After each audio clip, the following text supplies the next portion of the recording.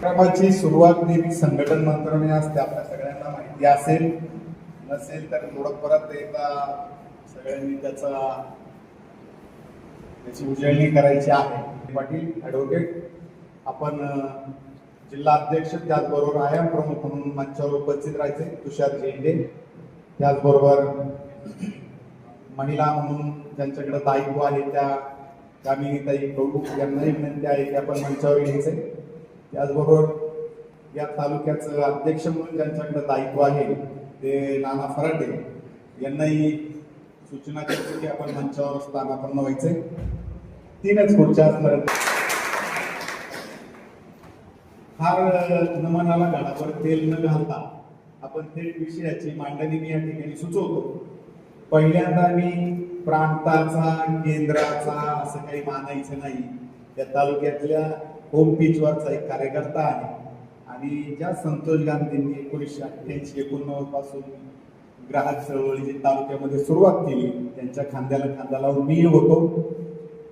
ती चळवळ ग्राहक पंचायतीच्या माध्यमातून तालुक्यातल्या कानाकोपऱ्यात तेव्हा रुजली, आजही आहे. परंतु पुन्हा एकदा थोडंसं पॉलिश करण्याच्या बहाण्याने आज पुन्हा सगळे आपण एकत्रित येतोय. खूप काम पुढे गेले, परंतु ते आपल्याला दिसलं पाहिजे, असलं पाहिजे, याच्यासाठी आजचा हा सगळा खटाटोप होता. संघटन मंत्र होईल, त्यानंतर ओम संगजध्वं संवदध्वं संवो मनासि जानतां देवाभागं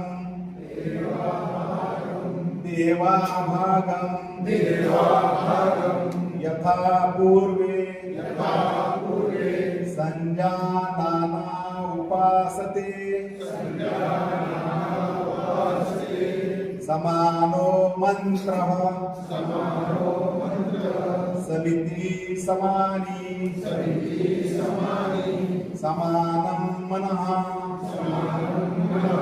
सहचित्तमेषां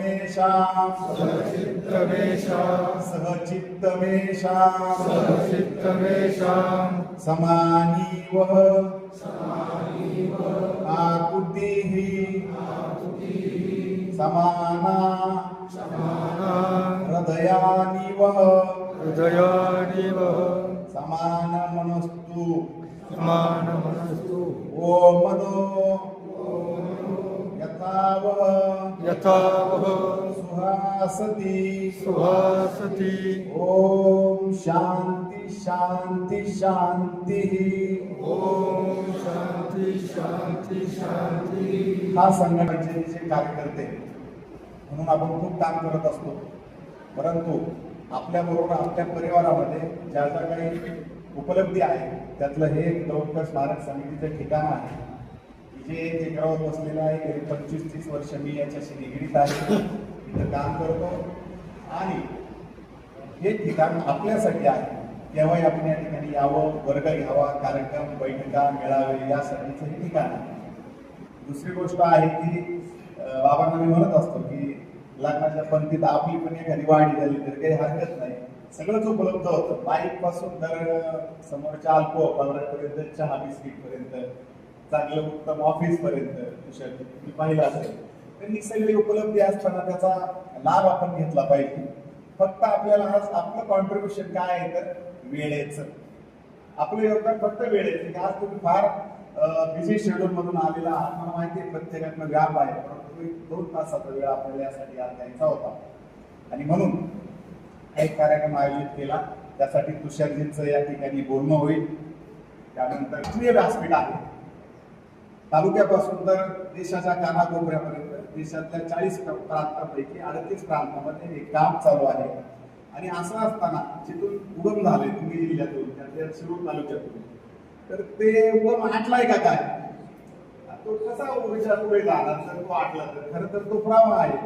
गंगोत्रीचा उगम असा होता तसा शिरूर तालुक्यातला. आणि मग कोणीतरी फोन करतो की त्यावेळेस ॲज अ लॉंग ॲगो मी 40 वर्षापूर्वी ग्राहक पंचायतीमध्ये होतो. हे फक्त सर्टिफिकेट नको आहे तर त्याला असं लांब वस्तीवर वगैरे तर जेवायला जायचो आपण सगळेजण, घेतात बसायचो, पंक्तीत बसायचो, पत्रावळीतून खाली ते वरण चाललेले तरी अशा याच्याकडे आपले काही बरीच मंडळी आहेत गुरुजी, बरोबर ना? कारण तो खाण्याचा काळ होता, अपेक्षा असायच्या आणि माणसं लांब जायची जेवायला खावायला सुद्धा, अशी एक परिस्थिती होती. आज तसा काळ नाही. पंचपाकोण तुमच्याकडे असू द्या, मी हा विचार करतो गुरुजी माझ्याकडे आले होते का तर मी त्यांच्याकडे जाईल. ग्रामपंचायत सुद्धा आता असा विचार करते या कार्यकर्त्याचं कॉन्ट्रीब्युशन आपल्यासाठी काय आहे का, कार्यक्रमाला, बैठकीला, मेळाव्याला आला का तर आपण त्याच्या काही कामाला पडावं. पण त्याची बरोबर आहे ना, मुद्द्याची त्या लाल किती झालेली आहे विष्णू शिंदे मुजींचा सुद्धा आपण सन्मान करताना आधी टाळ्या करूया ऍडव्हान्स मध्ये. यांच्या वतीने त्यांचा सन्मान होतोय.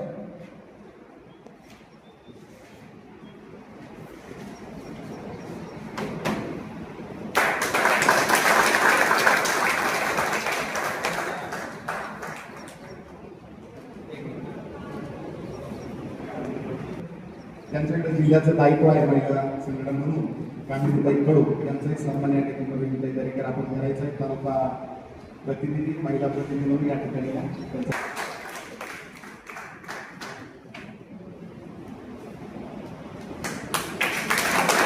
आणि तुम्ही पुन्हा व्हिडिओ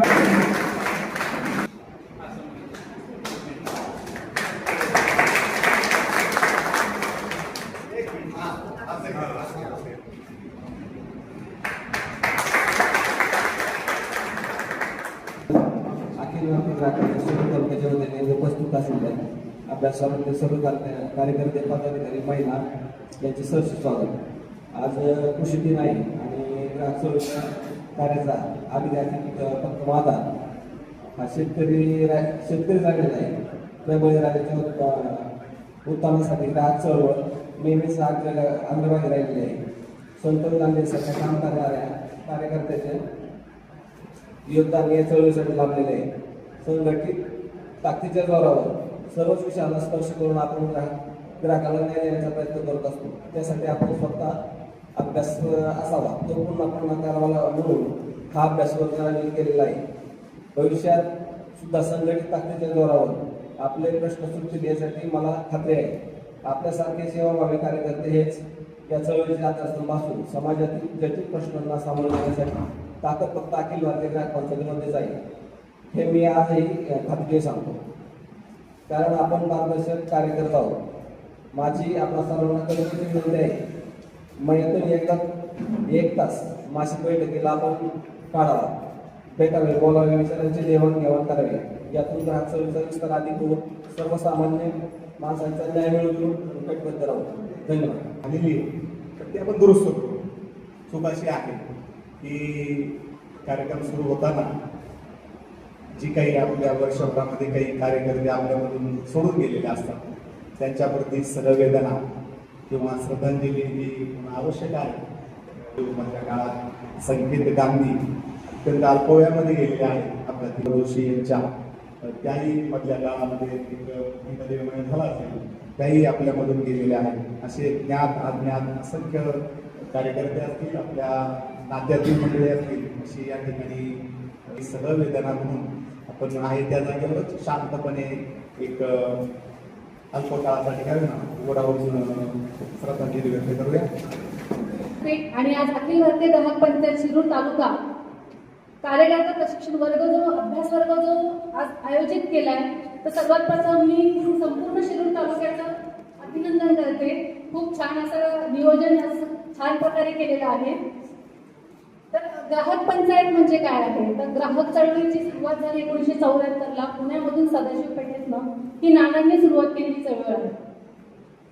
मग ही चळवळ म्हणजे काय आहे, तर दैनंदिन जीवनामध्ये आपण कुठल्या ना कुठल्या वस्तू खरेदी करतो किंवा काही सरकारी सेवांचा आपण उपभोग घेतो. मग ह्या वस्तू वापरताना आणि सेवांचा उपभोग घेताना ग्राहक म्हणून आपली होणारी फसवणूक, पिळवणूक आणि अडवणूक ही थांबली पाहिजे. म्हणून ग्राहक पंचायतीचं ही निर्मिती ग्राहक चळवळीतून अखिल भारतीय ग्राहक पंचायतमध्ये झाली. मग ही सुरुवात जी झाली ती 24 डिसेंबर 1986ला ग्राहक संरक्षण कायदा अंमलात आला. तर जे आहे खरंच आपल्याला राजासारखी वागणूक मिळते का? जर आपली फसवणूक होते, पिळवणूक होते तर आपण कुठे जायचं? तर त्यासाठी ग्राहक तक्रार निवारण आयोग आहे, कंझ्युमर कोर्ट आहे. कंझ्युमर कोर्टामध्ये आपण आपली तक्रार ग्राहक म्हणून स्वतःची तक्रार आपण तिथे दाखल करू शकतो. मग ग्राहक पंचायत काय करते तर खेडोपाडी जाऊन, गावोगावी जाऊन आम्ही मार्गदर्शन करतो, सल्ला देतो तिथे आणि मार्गदर्शन केंद्र आम्ही असे स्थापन करतो. मग हे करता चळवळीचं रूपांतर, मग नानांना असं वाटलं की कायदा आला पाहिजे. चळवळ तर चालूच आहे, ग्राहकांच्या हक्कासाठी भांडणारा काहीतरी कायदा पाहिजे. सगळ्यासाठी कायदा आहे, कोर्ट आहे. आपल्या ग्राहकांसाठी कुठे कोर्ट आहे का? तुम्हाला माहिती असेल बऱ्याच जणांना किंवा माहित नसेल तर कंझ्युमर कोर्ट आहे. म्हणजे आपल्याला ग्राहक म्हणून जर कुठे तक्रार करायची असेल तर आपण कंझ्युमर कोर्टात तक्रार करू शकतो. त्यासाठी कायदा आला तो 24 डिसेंबर 1986 ग्राहक संरक्षण कायदा. पूर्वी त्या कायद्यामध्ये 21 कलम होती आणि आता ग्राहक संरक्षण कायदा 2020 सुधारित कायदा 107 कलमांचा कायदा आहे. मग त्याच्यामध्ये ग्राहक म्हणून आपले काय अधिकार आहेत? आपल्याला सुरक्षिततेचा अधिकार आहे, माहिती मिळवण्याचा अधिकार आहे, वस्तू निवडण्याचा अधिकार आहे, तक्रार निवारण्याचा हक्क आपल्याला आहे आणि ग्राहक शिक्षणाचा म्हणजे जेव्हा आपण शिक्षित होऊ की आपल्याला जर आपले हक्क आणि अधिकारच कळले नाही तर आपण कुठे जाणार हे कळणार नाही. तुषार दादा तुम्हाला पुढे सगळे सांगतील जिल्हा अध्यक्ष की ग्राहक संरक्षण कायदा कशा प्रकारे काम करतो, किती कलम आहेत, काय आहे ते सगळं तुम्हाला सविस्तर सांगेल.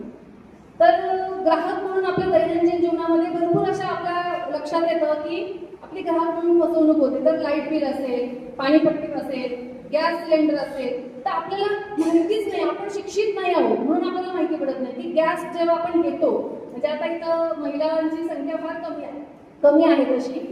तर महिलांना असं सांगायचंय मला की आपण गॅस घेतो तर गॅस घेताना तो आपण वजन काटा चेक करूनच घेतला पाहिजे, तो लिकेज आहे का नाही हे करूनच घेतलं पाहिजे. तुमच्या गावागावांमध्ये जी काही एजन्सी असेल त्या एजन्सीला तो काटा ठेवणं बंधनकारक आहे. मग तो आहे का? तर तुम्ही गॅस घेताना तो मोजूनच घेतला पाहिजे. आपली भरपूर फसवणूक होती. एका सिलेंडरमध्ये जर 15 kg काय गॅस दिलेला असेल तर तो तेवढा गॅस भरला जात नाही. आपण वजन करून घेऊ तेव्हाच आपल्याला कळणार की आपल्याकडे येत होता.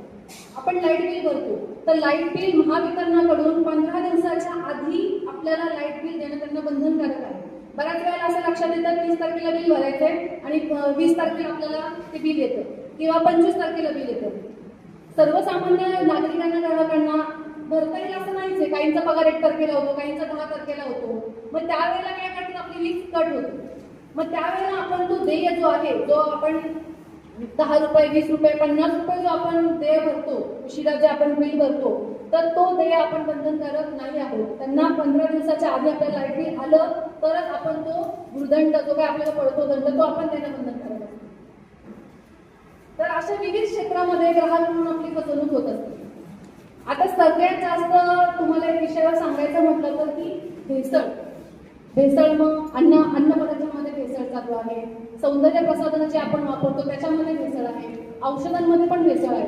आता सध्या तुम्हाला माहितीच आहे की मुंडे सरांची कडक कारवाई चालू आहे. त्याच्यामुळं खूप साऱ्या गोष्टी आपल्याला निदर्शनास आलेल्या आहेत की किती प्रकारे भेसळ होते. मग दुधामध्ये भेसळ आहे. दुधामध्ये भरपूर प्रमाणात पाणी टाकलं जातं.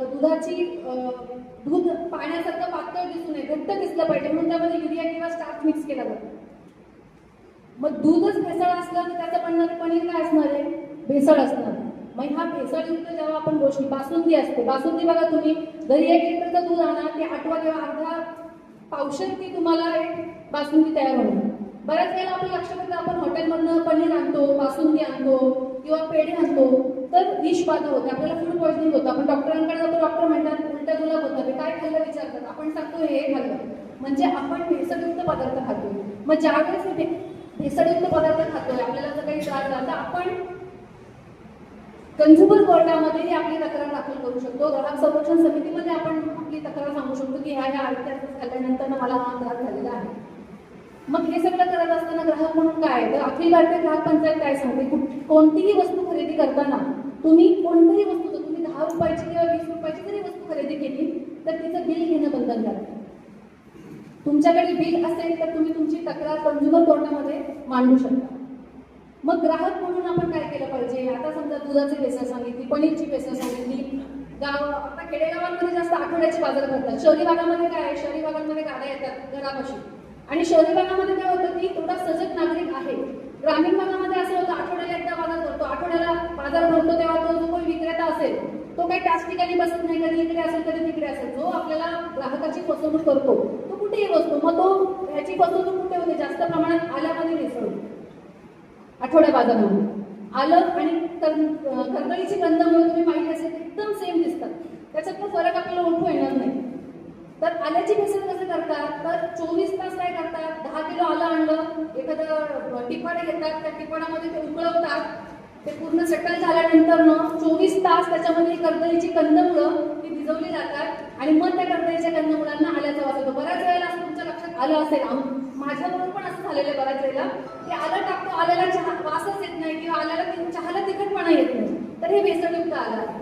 मग आठवड्या बाजारामध्ये लाल मिरची पावडर घेतो आपण, भुकटा म्हणतो त्याला, ते घेतो ना, तर त्याच्यामध्ये पण लाल कलरची भुकटी असते, कलर देऊन रासायनिक केमिकल वापरून ते मिक्स करतात त्या लाल तिखटमध्ये. मोहरीची भेसळ सगळ्यात होते.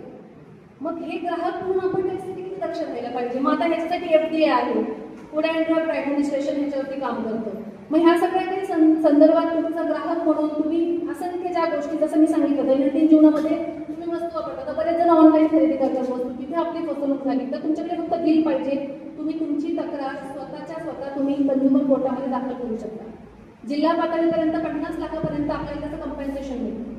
जिल्हा पातळीवरती किती? 50 लाखांपर्यंत. राष्ट्र पातळी असेल तर 1 कोटींच्या पुढे आणि राज्य पातळी असेल तर 1 कोटी 2 कोटीच्या पुढेपर्यंत तुम्हाला तुमचं नुकसान भरपाई मिळते. आणि जिल्हा पातळीवरती आपल्याला आपली केस कंझ्युमर कोर्टात जेव्हा दाखल करतो तेव्हा वकिलाची गरज लागत नाही, आपण स्वतःच आपले वकील असतो.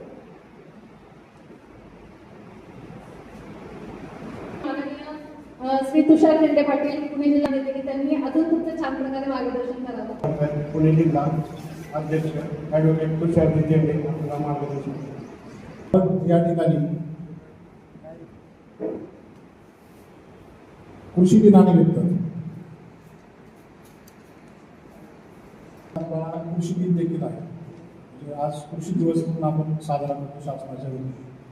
तर या ठिकाणी आपण सगळे जमलेले ग्राहक कार्यकर्ते व शेतकरी बंधू होते. सकाळच्या सत्रामध्ये बऱ्यापैकी सगळेजण होते, बरोबर आहे ना? सगळेच होते. आपण सगळे शेतकरी आहोत, आपण सगळेजण कृषी उत्पादन घेतो, कृषीची वेगवेगळी उत्पादने घेतात, म्हणजे आपण शेतकरी हा राजा बनतो. म्हणजे आपल्याकडे जुनी म्हण होती, उत्तम शेती, मध्यम व्यापार आणि कनिष्ठ नोकरी. आहे का असं? आहे. आणि कोविडमध्ये काय होतं? म्हणजे आता सुरुवातीचं सकाळी सत्र सगळ्यांनी मनापासून ऐकलं असं, निसर्गाची तुम्ही हानी केली तर निसर्ग तुमची हानी करतो, बरोबर आहे? निसर्गाला तुम्ही व्यवस्थित ठेवलं तर निसर्ग देखील तुम्हाला बरोबर देतो. हा सृष्टीचा नियम आहे, बरोबर आहे? आणि एवढं लक्षात ठेवा, कुठल्याही म्हणजे आपल्या भारत देशामध्ये किंवा वर्ल्डमध्ये जगात कितीही मोठे उद्योग व्यवसाय आले, अगदी आपल्या देशातल्या सर्वात मोठं उद्योगपतींचं उदाहरण घेतलं, अंबानी, अदानी, त्यांच्या खूप मोठ्या कंपनी आहेत, तर त्यांना जेवणासाठी जी भाकरी लागते ती तुम्हालाच बनवावं लागतं. किती मोठा उद्योजक असत तर त्याला जिवंत राहण्यासाठी जे काय खायचे ते शेतकऱ्यांनी पिकवलेलंच खावं लागतं. म्हणून भविष्यामध्ये खूप चांगले दिवस म्हणजे हे कुणासाठी आहेत? शेतकऱ्यांसाठी. पण त्यांनी पण शेती कशी केली पाहिजे? फायद्याची. आणि तुम्हाला सांगतो की कुठल्याही फर्टिलायझर विरहित म्हणजे जैविक पद्धतीने शेती करा. आता भविष्यामध्ये येणारे दिवस खूप अवघड आहेत. आता हेल्थ कॉन्शियस लोक झाले, म्हणजे आता लोकांना कळतं की काय खाल्लं पाहिजे काय नाही. आरोग्यासाठी सगळेजण आपापल्या आरोग्यासाठी जगतोय. म्हणजे लोकांकडे खूप सारा पैसा आहे, पण ज्याच्याकडे आरोग्य संपत्ती नाही त्याला त्या पैशाची किंमत समजते. ज्यावेळेस तुम्ही हॉस्पिटलमध्ये जाता, हॉस्पिटलच्या बेडवर असता, त्यावेळेस तुम्हाला कळतं की मी नुसतं पैशासाठी मी सगळा व्याप करत होतो आणि आजची परिस्थिती तुम्हाला काय हवं? आरोग्य हवं. बऱ्यापैकी आरोग्य हे चांगलं गुण असेल, खूप पद्धतीने चांगलं गुण असेल. शेतकऱ्याचं बऱ्यापैकी आरोग्य चांगलं आहे. आणि आता तुम्हाला सांगतो, म्हणजे आता या ठिकाणी सगळेजण बऱ्यापैकी वयस्कर, म्हणजे माझ्या आजोबांच्या वयाची बरीच जण आहेत. प्रत्येकाला असं वाटत असेल की आपल्याला चांगलं आयुष्य आणि निरोगी आयुष्य मिळावं. जर तुम्हाला वाटत असेल की मी 100 वर्ष माझं निरोगी आयुष्य जगावं, तुम्हाला दवाखान्यात जाण्याची वेळच घेऊ नये, तर तुम्ही काय करावं लागत नाही. मी सांगतो त्या माणसाला फॉलो करायचं. सांगतो तो माणूस म्हणजे कोण? कुठला असा सिने अभिनेता नाहीये किंवा एखादा कुठला पण आयडल पर्सन नाही. प्रत्येकाने आपापला आजोबाला आठवायचं आणि तुमचा आजोबाची लाईफस्टाईल जगायचा, त्या पद्धतीने जगला तर तुम्ही निश्चित 100 वर्ष जगणार. तुम्हाला कधीच दवाखान्यात जाण्याची आवश्यकता नाही. मग त्यांच्यातून आपल्यामध्ये काय बदल झाला? आपल्या आजोबाची लाईफस्टाईल काय होती ना, आता तुमची लाईफस्टाईल काय आहे, म्हणजे तुम्ही कशा पद्धतीने जीवन करता. तुम्ही तुमच्या आजोबांना फॉलो केलं तर तुम्ही तुमच्या आजोबांचं वय मला सांगा किती होतं? 100च्या आसपास होते का नाही सगळे? आता सरासरी भारत देशातल्या लोकांचा आयुर्मान सर्वेनुसार 70 ते 74च्या दरम्यान आहे. परंतु अजून जुनी वयस्कर लोक जे आहेत ती 90-95 असतात ना, अजून काही 80 आहेत ग्रामीण भागामध्ये, त्यांचं 110-105 वयापर्यंत आयुर्मान आहे. मग हे का होत गेलं? याच्यामध्ये जो आपण कृषी क्षेत्रामध्ये जे काय त्याच्यामध्ये फर्टिलायझर्स आहे, आपण जे खातो की माझ्या शरीराला हेल्दी फूड मिळतं हे पण आपण पाहिलं पाहिजे. म्हणजे हेल्दी फूड्स खातो का आपण? म्हणजे आता परत विषय जसं ताईने तुम्हाला सांगितलं, मी त्या विषयाकडे येतो की आपण आपल्या शेतामधून पिकवलेलं धान्य जे खात होतो, जिवंत राहण्यासाठी जे काही खाद्यपदार्थ खातो, हे पदार्थ चांगले असावेत, कुठल्या दर्जाचे असावेत, कसे असावेत, याच्यासाठी आपल्याला देशामध्ये कायदा करावा लागणार आणि त्याची अंमलबजावणी करावी लागेल. कसं खाल्लं पाहिजे, कोणते पदार्थ खाल्ले पाहिजे, त्याचे पॅरामीटर्स कुठले, म्हणजे एवढं प्रमाण याच्यामध्ये भेसळीचं वाढलेलं आहे. म्हणून परत एकदा सांगतो, चांगले दिवस आणि जसं सांगितलं की उत्तम शेती भविष्यातले दिवस त्याच्यासाठीच आहेत. कारण आता तुम्ही सांगितलं की जगभरामध्ये कोणती परिस्थिती, आता जसं सुरुवातीला सांगितलं, प्रशासनाच्या जगाच्या किंवा इतरांच्या बाजारपेठेच्या भरोश्यावर काहीच करायचं नाही. त्यांच्या कंट्रोलमध्ये तुम्ही काहीच उत्पन्न घेऊ नका. तुम्ही स्वतःचं उत्पन्न घ्या. सकाळी सांगितलं ना, ज्याच्यावर कंट्रोल नाही ते उत्पादन करा. जसे फळं सांगितली त्यांनी सगळी फळं ही कोणत्याही परिस्थितीमध्ये, जसं कोरोनामध्ये शेतकऱ्याचा माल शेतकऱ्याच्या दारात यावं लागलं सगळ्यांना कोविडच्या परिस्थितीमध्ये. का तर खाण्यासाठी पदार्थच मिळतो. दुसरं बाकीचे इंडस्ट्री बंद राहिल्या तरी चालते, इतर सगळे उद्योग व्यवसाय बंद झाले तरी चालतात. शेतकरी थांबला तर पूर्ण जीवनचक्र थांबणार. त्याच्यामुळं जो तुम्ही चांगल्या पद्धतीने शेती कराल, चांगल्या पद्धतीने त्याच्यामधून तुम्ही उत्पादन घ्या, ते पण रासायनिक खतांच्या शिवाय, म्हणजे चांगल्या दर्जाचं. म्हणजे आत्ताची परिस्थिती अशी आहे, म्हणजे तुम्ही शेतकरी म्हणून माझा एक मित्र आहे, तो अमेरिकेतून भारतात आलाय, भारतात शिफ्ट झालाय, तळेगावचाच. म्हणजे त्यानं इथे येऊन शेती घेतली आणि अमेरिकेत नोकरी केली 10-15 वर्ष, नंतर आता शेती करतोय. पुण्यात राहून रत्नागिरीमध्ये शेती करतोय. गेली मी त्याला 15 वर्ष झालं ओळखतो. 15 वर्ष त्याचा, मागच्या 15 वर्षापासून दरवर्षी त्याचा आंबा 1000 रुपये डझनाचा. तो ॲडव्हान्स बुकिंग घेतो ऑनलाईन, त्याच्याकडे जी आयची सर तो सांगतो माझा आंबा का मी पूर्ण निसर्गात पिकवलेला आंबा असतो आणि कुठेही त्याचा भाव चढ उतार झाला तरी तो सांगतो माझ्या आंब्याचा जर 1000 रुपयेचा आहे, घ्यायचा असला तर घ्या, नाही तर घेऊ नका. लोक सांगतात पेपरला बातमी आली इकडे भाव कमी चालायचा, पण तो म्हणतो पेपरवाल्याकडे घ्या. बरोबर, तुम्ही क्वालिटी दिली तर तुमच्या दारातच त्यांना यावं लागणार आहे. बरोबर आहे. दुसरा एक मित्र आहे, त्याच्याकडे खिलार जातीच्या गायी आहेत आणि तो त्यांचं दूध देतो, बारामतीच्या परिसरामध्येच राहतो. त्याचं दूध देतो 100 रुपये लिटर. आणि कसं दूध? सकाळी 9 ते 10 एका तासाच्या याच वेळेत माझ्या घरी यायचं, दूध घेऊन जायचं, त्याच्यानंतर आलेला गेट उघडणार नाही. बरोबर, प्युअर सगळं गायचं दूध आहे, देशी गायचं दूध. 10 नंतर गेट सुद्धा उघडणार नाही, दूध सुद्धा मिळणार नाही. का? लोक का लाईन उभं राहतात? त्यांनी त्या क्वालिटीचं दिले. आणि आज लोकांना गरज आहे. आज हा तालुका गिर गायचं दूध पिलं पाहिजे. आमच्या कार्यकर्त्यांनी त्यांनी मला खूप दाखवलं गिर गायचं दूध, त्याचं तूप बनवता पण त्यांनी व्हिडिओ काढला, दोन्ही काढले. हे जे आहे ना, तुम्ही जे खात होता ना, हे सगळं आपल्याला आरोग्यासाठी आवश्यक आहे. आणि आता मी परत त्याच्यावर येतो की आपण 100 वर्ष जगायचं. आपल्या आजोबाची लाईफस्टाईल जे होती ती आपल्याला जगायची. म्हणजे थोडक्यात त्यांच्या काळामध्ये प्रवासाला गेले, कुठं गेले, डबा भरून न्यायचा होता. त्यांच्या वेळेस हॉटेलमध्ये जेवणारा, खानावळीत जेवणारा खूप लेखलं जायचं. बरोबर आहे. आता आपल्याकडे काय, जो हॉटेलला जात नाही त्याला तुच्छ लेखतात.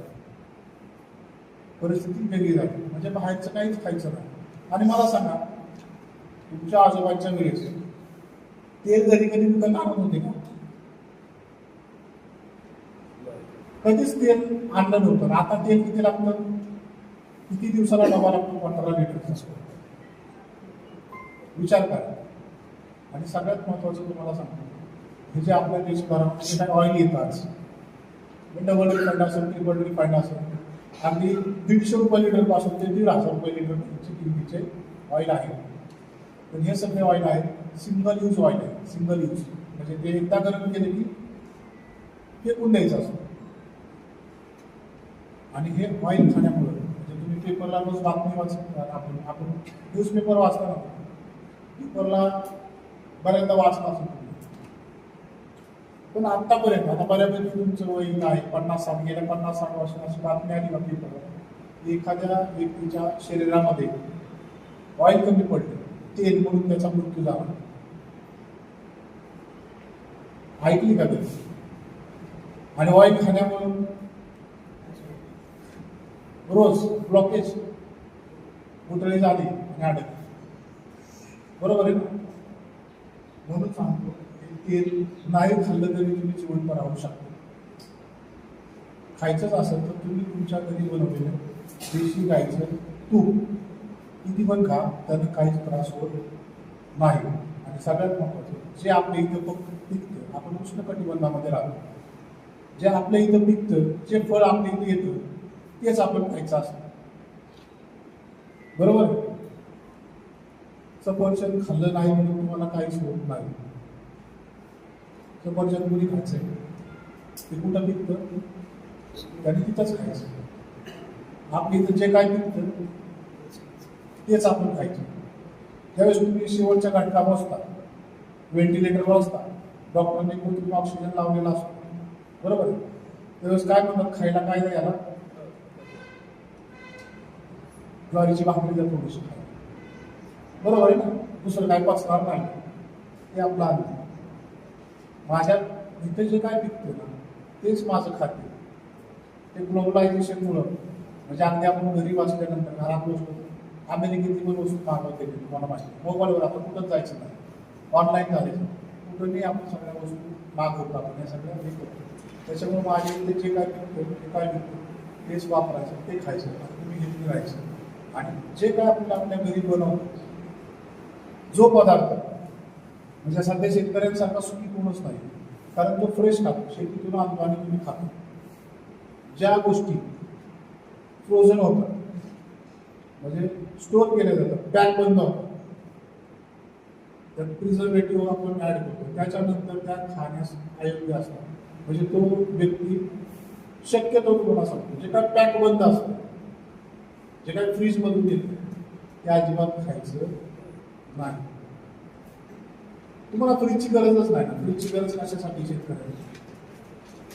गायचं 2 टाईम दूध 2 वेळा निघताना आपण 2 वेळा खाऊ शकतो. दिवसभर घरी बनवण्याचे काय पदार्थ आपले रोजचे बनवलेले घरी खराब होत नाही. फ्रीजची आवश्यकता तुम्हाला कशासाठी? तुम्हाला हेल्दी राहायचं असेल फ्रीज मधला एकही पदार्थ खाऊ नका, कोणताच खायचा नाही. जे काय विदाउट फ्रीजमध्ये असेल, जे काय फ्रेश तुम्हाला अवेलेबल असेल, हिरव्या ज्या ज्या गोष्टी मिळतात तुम्हाला निसर्गता, त्या कच्च्या खाल्ल्या तरी चालतात. ज्या काय निसर्गात मिळतील हिरव्या गोष्टी त्या कच्च्या खाल्ल्या तरी चालतात. तुम्ही वयस्कर लोक बघा, आमचे टाकळकर आहेत, तर मिरच्या पण खातात बरोबर आहे, 2-3 दिवसात हिरव्या मिरच्या जुनी लोक खातात ना, अजून हिरवे बरेच पदार्थ खातात. ज्या काय वनस्पती तुम्हाला मिळतात ते वनस्पती म्हणून डायरेक्ट इंटेक करतो, डायरेक्ट खातो, त्या सगळ्या हेल्दी, सगळ्या शरीरासाठी हेल्दी. मी एक गोष्ट सांगतो तुम्हाला, चहा शरीराला हेल्दी आहे का?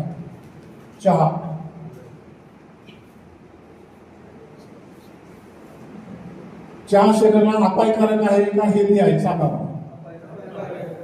कोण कोण म्हणलं अपायकारक आहे? चहा कुठून तयार होतो?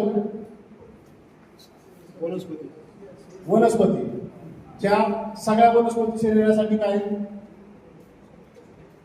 चांगले आहे. चहा जपानी लोकांचं सर्वात जास्त आवडतं पेय कुठलं आहे? जास्त चहा पितात आणि त्यांचं आयुष्यमान किती आहे? मिनिमम 100 वर्ष. जपानची लोक, जपानमध्ये 100 वर्षाची लोक तुम्हाला भेटतील. चहा पिल्याने माणूस हेल्दी राहतो. पण आपण पिताना काय करतो? ते विष करून पितो. चहा हा डायरेक्ट शेतकऱ्याच्या शेतातलं पीक आहे. हे शेतकऱ्याच्या शेतात जे काय शेतकऱ्याच्या शेतातलं डायरेक्ट आहे, खायला योग्य आणि हेल्दी शरीरासाठी. त्याची आपली पद्धत जी आहे ती 100% चुकीची. त्याच्यात काय काय टाकतो? कोंडीत द्यायची राहते चहा. ही मसाला टाकते. चहा हा असा प्यायचा असतो, फक्त गरम पाण्यामध्ये ती चहापत्ती टाकायची, तो प्यायचा. तो 100% शरीराला चांगला कुठला पण. आणि त्याच्यात दुसरं काही टाकलं त्याचे 100% दुष्परिणाम होणार. आलं लक्षात? चहा फक्त गरम पाण्यामध्ये कुठली पण चहापत्ती टाकायची. चहा तुमच्याकडे साखर कारखाना आहे, आपल्याकडे साखर तयार होते. सभासदांना कसली साखर दिली जाते? खाली पडलेली, त्या जाळीतून खाली पडलेली सभासदांना दिली जाते. आणि नंबर 1 क्वालिटीची असते ना, ती मोठी असते, ती एक्सपोर्ट होते. दुसऱ्यांनी चांगलं खायचं, तुम्ही खाली पडलेली. आणि आपल्याकडे कुठं पावडर कुठली वापरतो? डस्ट वापरतो. डस्ट म्हणजे काय? चहा पावडर डस्ट खाली पडलेली. आसामला गेले का कोण? आसामला आपण जी चहा पावडर आता वापरतो ती रस्त्याच्या कडेला पडलेली असते. ठीक आहे. इंग्रज आपल्या देशातून काय घेऊन गेले? चहा घेऊन गेले आपल्याला. बरोबर आहे? चहा नेला त्यांनी, मसाले नेले सगळे. हे आपल्या देशातलं उत्पादन आहे. बरोबर आहे? मग हे सगळं ते आपल्याकडून घेऊन गेले. चहा त्यांच्याकडे नाही विकत. चहा त्यांच्याकडे विकत नाही. मग हा चहा हेल्दी म्हणून आपल्याकडे जी वापरतो ती चुकीची आहे. आणि शेतकरी म्हणून आपण चहामध्ये तुम्ही जर कधी पण आसामला गेला, आसामच्या परिसरामध्ये गेला, आसाम राज्यामध्ये गेला, तिथं अगदी झोपडीत राहणारा, जरी कुठलाही झोपडीत राहणारा कुटुंब असेल, त्याच्याकडे चहा पिला, तो घरी तुम्हाला चहा बनवून देईल. तिथून महाराष्ट्रात आलेली ओळखतात हे लगेच. ती म्हणतात काहीतरी ह्याच्यावर गुळ नाही तर चिनी देतो म्हणतात. चिनी म्हणतात. मग ते काय करतात? महाराष्ट्रातून आलेल्या लोकांना तो चहा बनवतात त्यांचा, आणि त्याच्यासोबत गुळाचा एवढा खडा खायला देतो. त्यांना माहिती आहे ना, साखर टाकून प्यायची सवय. असा चहा तिकडे मिळत. महाराष्ट्रातच चहा आहे जास्त असा प्यायची सवय. हे सगळं मिक्स करायचं, दूध टाकायचं, मसाले टाकायचे. मसाल्याचा पण चहा बनवतात वेगवेगळे. तो फक्त 1 किलोचा चहा पितोय.